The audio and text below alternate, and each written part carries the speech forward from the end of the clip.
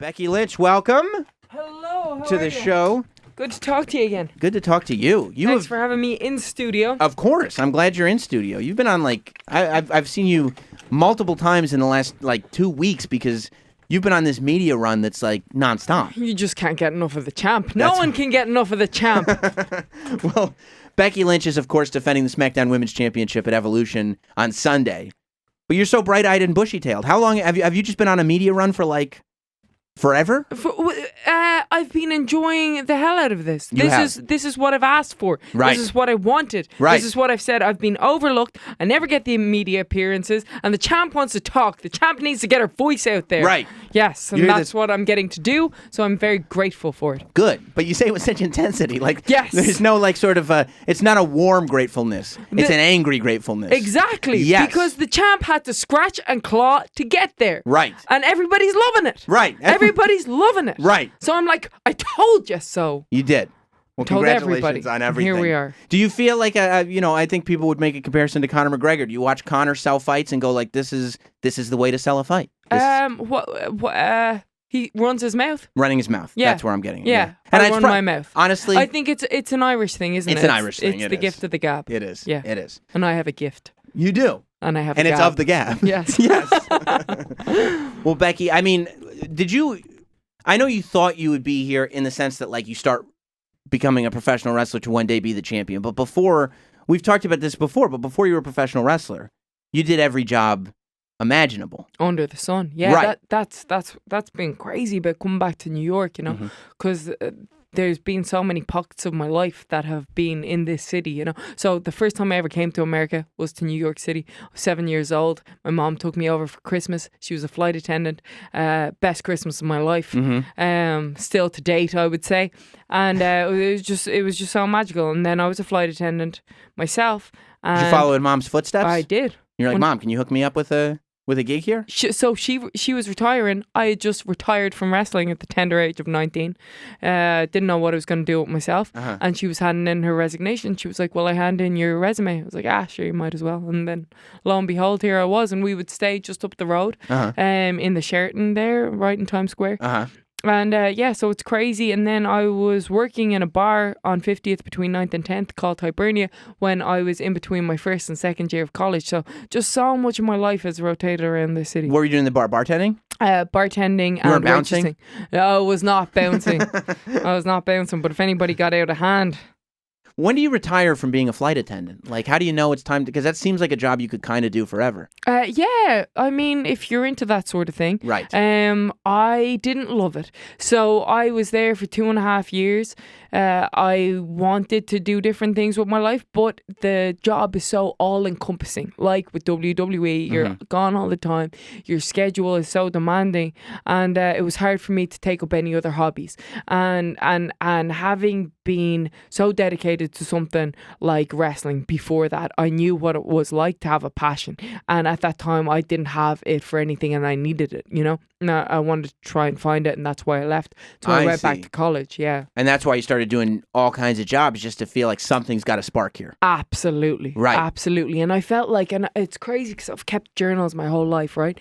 And I remember writing down that I just want to make a mistake. I just want to have a big giant mess up just so that I can feel like I'm doing something, like I'm alive, because I felt like I was doing everything to the letter and to the T and by the book, and it just was so unfulfilling. And it just stays, it's like one solid line the whole time. There's no back against the wall. There's no real reason to do anything. It's just existing. Absolutely. Yeah. Exactly. And it just felt so flat, like I was flatlining. And that's why I need to get out of here. I need to do something that sets my soul on fire like the way wrestling did. And lo and behold, here I am. But it's crazy because I guess that's how the Becky Lynch character felt, right? Right. Like she was doing everything right, everything by the book and just existing in WWE. And it's time to take a risk and make a big heel turn and screw the audience, screw everybody. It's my time. Absolutely. Right. Heel turn. I don't know what you mean by that. I think I just went from a non-believer to a believer. Right. Exactly. That's why I love it. Now, why did you quit at 19? Long story.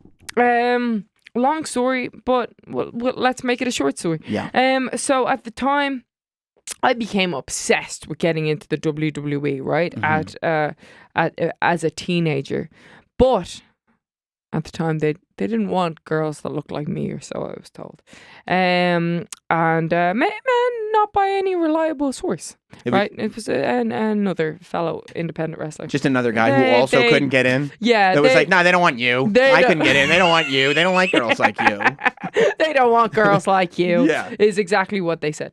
And so I was like, well, I'll make them want girls like me, right? So then I started bodybuilding, and I got emaciated, right? And I did it all wrong. And at that time, then I wasn't training as much in the ring. I was just concentrated on eating my freaking 4 ounces of chicken or whatever it was, and with that, I just, every bump I took just got more and more painful because I had nothing to protect me, and because you hadn't built you didn't have a wrestling body. Yeah, I didn't have a wrestling body, and I was skinny, Mm-hmm. and had nothing to protect me. And then my visa ran out in Canada. It was just a perfect storm of just things not working out. And I was back home in Ireland, and my mom was like, well, what's your plan? What's your plan? What's your plan? What's your plan? And there's no plan with wrestling. You don't know when the call is going to happen. And when you're sitting at home, you're not earning money, and my mom just wanted me to get my life together. And she's like, what's your plan? I'm like, well, I'm trying this thing. And then anyway, I got hurt in a match in Germany. And I came back wearing sunglasses. I was all busted open, like freaking hanging out the side of my head. She's like, what the hell are you doing wearing sunglasses indoors? I was like, I'm a rock star. She's like, take them off. I was like, oh, darn it. How did you get, what was it that damaged your face to that extent? I suplexed a girl onto my head. So in a moment of aggression, what happened was the crowd started chanting women's wrestling. And it wasn't in the sense that they chant it now. It was in a derogatory sense. Oh, like this is we're not here for this. This is terrible. Right. It's like, well, I'll show you. Right. And as it turns out, it was pretty terrible. Yeah, it was awful. Yeah. So I suplexed her. And she held on to me because she was scared. I was like, oh, damn. And she landed on my face. So her head just lands on your eye socket? Yeah. My eye just busts open. I get up the top. There's just blood. All I can see is red. And so anyway, so I come back. My mom's like, will you please give up? Will you please give up? I'm like, always what you want to hear from a good parent. Yeah, like just come on, like, what are you doing with your life? Blah, blah. Yeah. So I'm like, I'm trying to come up with a plan B. So at the time I was like, okay, well, let me go to Orlando. Let me do a personal training course, so then at least I have a plan B. And anytime you do a plan B, it always becomes plan A, right? You take your focus off the prize, and that's what happened. I ended up in Orlando, not realizing you need a car to get around and things like that, or money. Right. Apparently, you need money as a person. Well, you need money to get the car, yes. And then you also need money to put in the car so that you drive places and there's money. Absolutely, right. And to eat and things like that, and, right? Exist. So anyway, I end up in Orlando, and I don't know what to do with myself. I become very lost. I become very depressed, and very confused. And I'm 19. I'm out on my own, and I didn't have a support system. I didn't have it, and I just shied away from wrestling. I couldn't because it had betrayed face the world. Yeah, it was your dream, and then it didn't work out. And you were like, well, this thing used to be so good to me, and now it makes me feel so bad. Well, I don't know that I ever felt that about wrestling. But I certainly felt that about myself. I see. And I certainly felt that a lot. And even coming into WWE, my goodness. How many times did I say W right there? I don't know. When the Irish kicks in, I hear it with Sheamus too. I'm like, I don't know if he pronounces every syllable of that word, but you get the gist. Yes, yeah. So anyway, so even when I came into WWE, NXT, in NXT, like, I felt just this tremendous amount of guilt because I felt like, and I remember meeting Sami Zayn, and Sami Zayn was on one of my last tours, and he had been wrestling the entire time, pursuing his dream, and there I was, who had given it up for 7 years, and I was in the same spot, and I felt like fraud. I felt like, I don't deserve to be here. I turned my back on my passion and what I loved and this business because I couldn't face it, because I had some demons to face. And so I felt like I shouldn't have been there. Like I felt like I had to pay penance. And I did that to just too much of an extent, you know, for the first long while that I was in WWE. How long did it take for you to shake that off? Oh, man, at least a year, but I think it's been ongoing. Wow. And certainly, the first few years took a while. There. Yeah, it was there. Just that guilt that I had this passion, I had this dream, and I gave up on it. And all these other people have been sitting here paying their dues the whole time, and I walked away, and now I get the same opportunities. Absolutely. So did you start working? Like, how do you handle that? What right do I have? Right. So do you start working like twice as hard as everybody else? Do you? Oh, yeah. Absolutely. But here's the other thing is I think then what the great thing about it is if I didn't walk away, and this is what would happen, was that I realized where I was the perfect time with the perfect group of people, because NXT was really on the come up and it was something special and you could feel that. And if I hadn't walked away, I wouldn't have been there at that exact moment, and then I wouldn't have been with Sasha and Bailey and Charlotte. Right. It wouldn't have been the four horsewomen, you know. And so it all felt very serendipitous, but it allowed me to be so unbelievably grateful. And I would sit in my apartment and sometimes I would cry. Yes, the champ cried. But that was before she was the champ. That was before she was the champ. Right. Becky would cry. The champ doesn't cry. The champ doesn't cry. Good. Unless she's something really moving, like a three-legged puppy or something. Yeah. He still gets around. He's so strong. Look at him go. The spirit. I identify with that spirit. And just about the fact that wrestling was affording me the groceries in my fridge and the roof over my head. And that money that we were talking about before. The money. You were actually getting some. That had eluded me before. That's the last time I was in Orlando. That's right. I had it. It was paid by something that I loved to do. And what was better in Orlando, being there with no money or with money? With money. With money was better. Okay. 100%. Okay. Shockingly enough. I'm writing that down because I'm trying to figure out New York right now. And so far, I only know without money. So I'm going to try to do it with money. Try it. Yeah, because it seems better. It's so much fun. That's great. Yeah. Now, did you ever get to a point when you weren't, before you got back into wrestling, did you get to a point where you actually did feel like everything had gone away? Like you were saying before, everything was by the book, you were flatlining. Like, did you get to a place where you were like, my back's against the wall, I have absolutely nothing. This is what I asked for in the worst way type of thing? Oh, probably a few times. I remember showing up in New York in between my first and second year of college, and I was like, I probably won't even have to work for the whole summer. I have so much money in my bank account. $1,000? I'm rich. So you were never a numbers person. Never a numbers person. Yeah. Yeah. Becky Lynch has some skills. Math is not one of them. Right. So I arrive in New York, $1,000 rich. Right. After day one, $600 gone. I was like, oh my goodness, I might need to get a job. That's when I wandered into Hibernia. I'm like, you got any jobs? I didn't even know anybody over here. I had a hostel booked at Olympic Circle for 3 nights. Probably really nice. Yeah. Shared a room with 3 strangers. It was lovely. Yeah, good. Bunk beds. Right. Bunk beds. Well, that's them fancy types. That's what a young girl with $1,000 to her name coming to New York with no friends wants to do. Just go to a hostel and share a room with 3 strangers. Absolutely. Like, what could go wrong? Yeah. Living the dream. Exactly right. Yeah. Exactly. So, what else did you do? Because didn't you go to did you go to stunt school or circus school or something like that? I went to I studied the art of clown. That's right. I studied the art of clown. I don't want to trivialize it with the way I phrased my question. Yes. So you studied the art of clown. Yes. I see. Yeah. There was an expression on your face that I didn't appreciate there with the art of clown. I don't mean to look down on the art of clown. It's quite an art. I'm sure. I've never done it. I'm sure I'm not capable of doing it. Well, everybody's capable. You think so? Yeah. Well, you just need to put a lot of dedication, like the champ did. Right. I did my thesis on the art of clown and how it leads to a truthful performance. Do you think that that's true? Absolutely. My conclusion is that it's all make-believe. Right. Right? And so little kids play make-believe. Mm-hmm. and they go in and they play doctors or whatever, and they really believe that they're a doctor. And clowning is just clowning around. Right. And making believe. So what the hell are we doing with this acting degree? Can't you just play? Right. Basically. Right. So after 3 years doing my degree, Mm-hmm. I concluded. This is all nonsense. Yeah, this is all nonsense.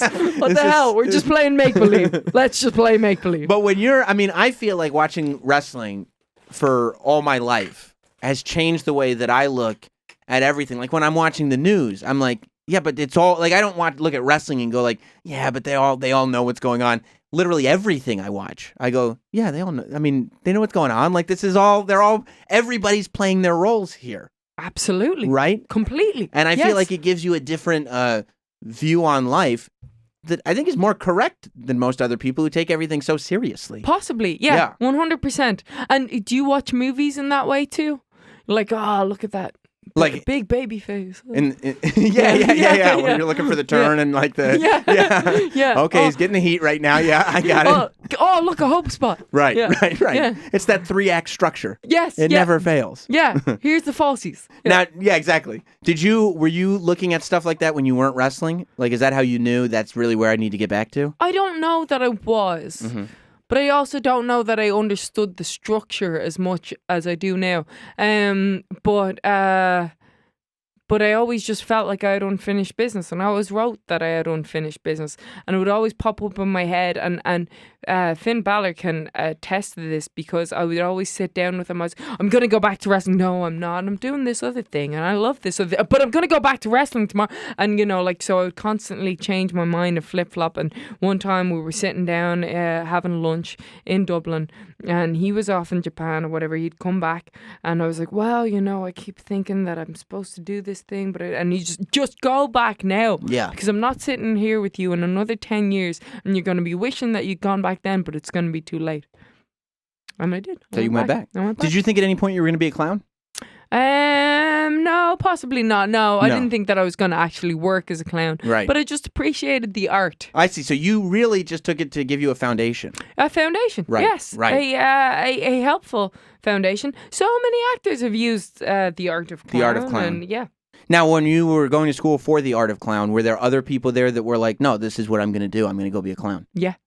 Where do people work if they're, I guess, Ringling Brothers and stuff like that? Yeah. Because I feel like there's even less gigs for clowns than there are for wrestlers. Or solo theater performances. Or there's clown troops. Yeah, but do people like pay a ticket to see just like a solo clown? Oh, yeah. Really? Where? Yeah. Is that like a French thing? Ireland, Yeah. Fringe theater, exactly. Yeah. Because I feel like in New York, if some guy was like, yeah, I do a clown show, I'm like, there's like everything's going on here. Why would I go to see some guy just do the art of clown by himself? Why wouldn't you?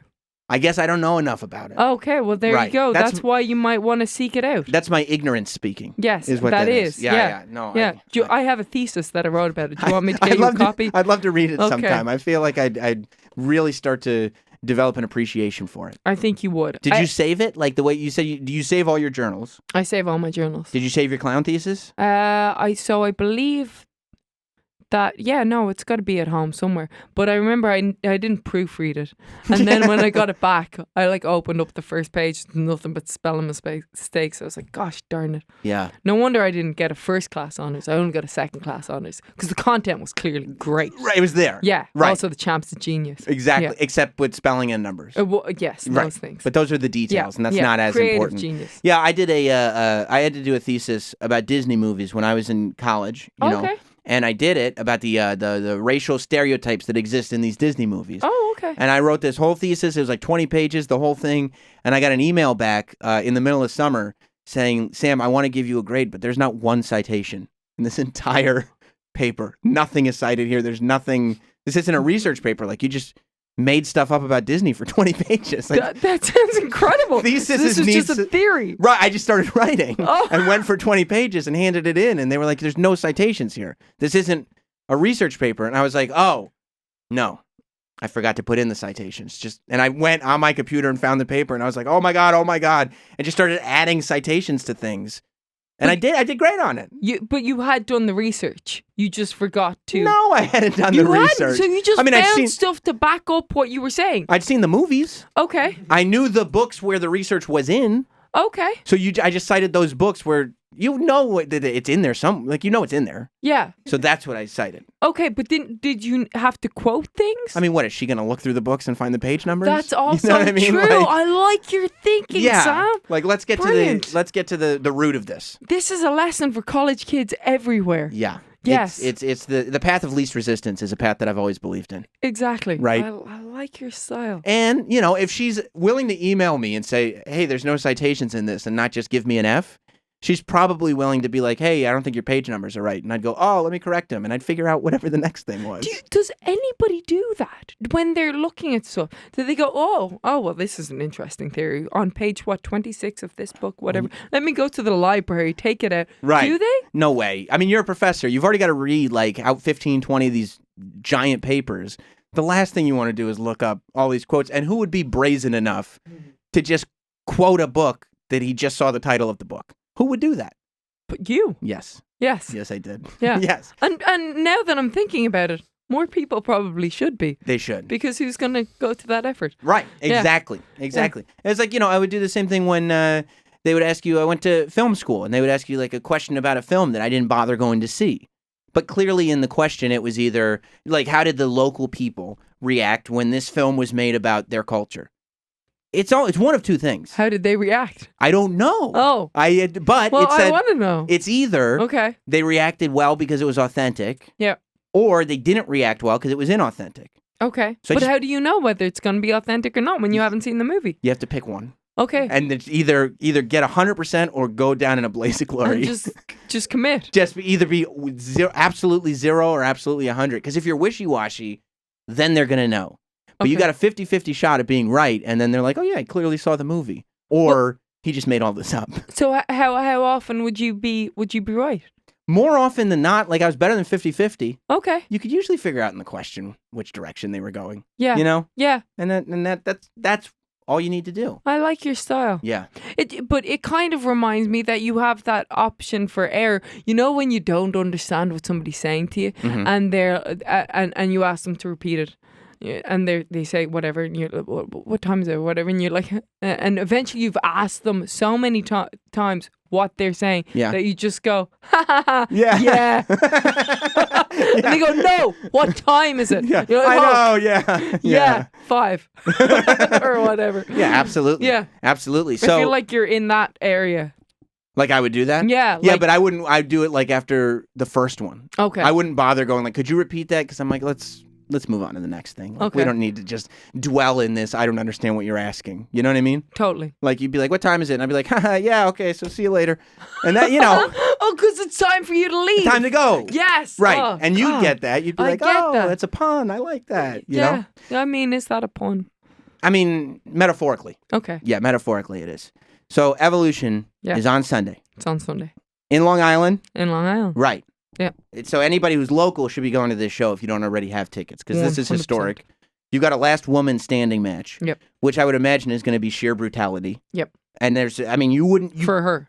Well, yeah. I mean, you're going to unleash sheer brutality. Yep. You couldn't, with a straight face, go and tell all these people how great you are if you weren't planning on just unleashing hell on Charlotte at this show on Sunday. Absolutely. Now, are you more focused on your match and the performance, or are you more focused on the historic implications of having a giant match on the first all-women's WWE pay-per-view? My match and my performance. That's what it is. Absolutely. Right. Yeah, because it's all about cementing my legacy and showing everybody why I'm the greatest champ of all time. Now, I see on Twitter you've been talking crap to like everybody. Yeah. On the roster. Yep. Like, and I think it's interesting because in wrestling, on Twitter sometimes it's not like that much wrestling. Like it's people just kind of being, oh, today I went grocery shopping and this is blah blah blah and this is, and you, I might as well be watching SmackDown. You're like, yeah, but you're not the champ, so who cares if you went grocery shopping? Absolutely. Right. The champ doesn't care about your groceries. Right. Yeah. Now,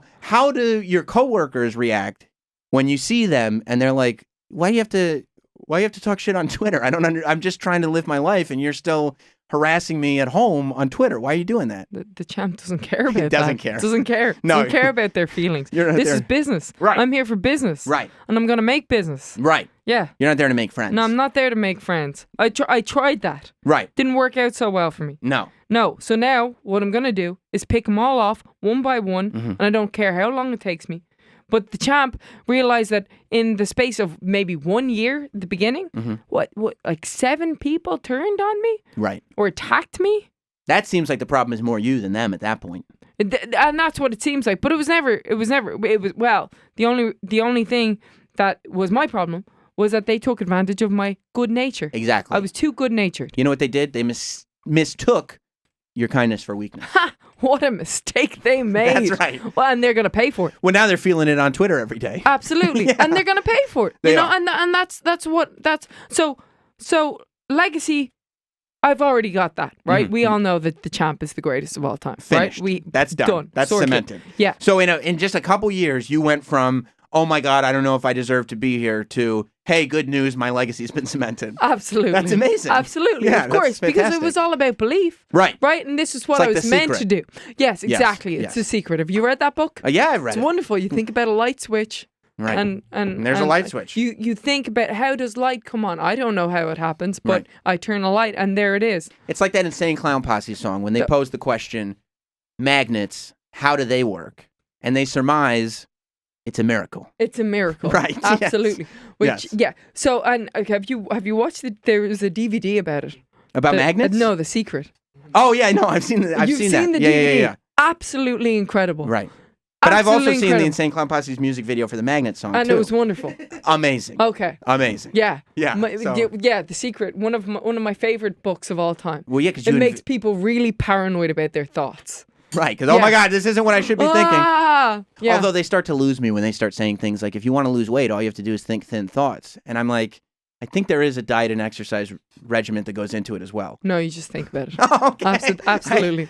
Yeah. Well, you're in Yeah. better shape than me, so you would know. Well, you know, I just think about it. Right. You go Yeah. to McDonald's, you're like, yeah, I'm eating a Big Mac, but I'm thinking Thinking. about how thin I am. Yeah. And then you're great. Yeah, and You're I good to always go. see the models, and they eat whatever they want, right? So they're probably just thinking really Right. skinny thoughts. It's The Secret. So I do the same. But there was a moment in that when they were like, it's like when you turn on a light switch and a light comes on. I don't know how it works. I'm like, yes, but electricity does know how it works. So that's what happens. Just because you don't know the explanation doesn't mean there isn't an explanation. A scientific Right. explanation. It's the wires that are behind the switch that are actually connected to those little light bulbs that pop up. It's it's technology that was developed centuries ago. centuries ago. Yeah, but yeah. you know, thoughts as well. Now, you were on my wrestling podcast this week as well. Yes. And you said, your quote, I believe, was, I asked you about Ronda Rousey. Yes. And you said that you did want to fight Ronda Rousey Yes. because she was like a slot machine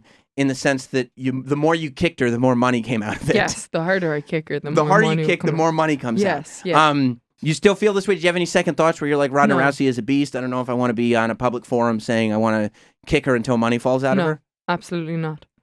Absolutely not. Because you're the champ. I'm the champ. But so is she. She is also the champ. Right. Yes, but I've been in this business a lot longer than she has. Right. Yes, and I've proved myself in this business. Right. She has not. So you're ready She's for... yet to. I mean, she's a champ, but Right. she is yet to. She's yet to go against the likes of me. Are you surprised at how good she's gotten so quickly, the progress that she's made in a... Unbelievable. Right. Unbelievable. She is a natural. Yeah. You know who wasn't a natural? Who was not a natural. Me. Right. You know what? Hard work beats talent every time. I always I'm not say saying that she's not a hard worker, but But she's talented. she's talented. Right. I'm Me? not talented. Right. I'm look, not talented. I'm just a hard worker. I'm the same way. And I haven't stopped. I was born with very few talents, but somehow I'm here And here you are. because I just stuck around. You know, I just kept going. Absolutely. Right. And you wrote a hell of a thesis. Right, and I wrote a great thesis. You wrote a great thesis. But you would like a one-on-one opportunity with Ronda Rousey. Oh, of course. Right. Right. And what type of stage would you like this on? I wouldn't mind a WrestleMania. You wouldn't mind. I wouldn't mind a WrestleMania. You would accept that. I would accept the WrestleMania. Right. Do you think that you would be victorious? Of course. Right. Of course. Right. There's nothing like There's no doubts in my mind anymore. That's the thing, Right. Sam Roberts. Right. There was doubts before. But not Now anymore. there's no doubts. Good for you. We have. I thought we established this. No, we did. I just Yeah. wanted to test you. Okay. All right. Well, And you got 100%. and I passed. Yeah, All right. A+. And there was no guessing. No. This was cited. It's From- cited. Cited from- would be the yeah, word. cited. It's Okay. cited. All right. Maybe it's cited in Ireland. I don't know. Cited. But it is Yes, generally there accepted to be are cited. citations. Yes, from there were. my journal Well, listen. of 84. Oh, I'm not that old.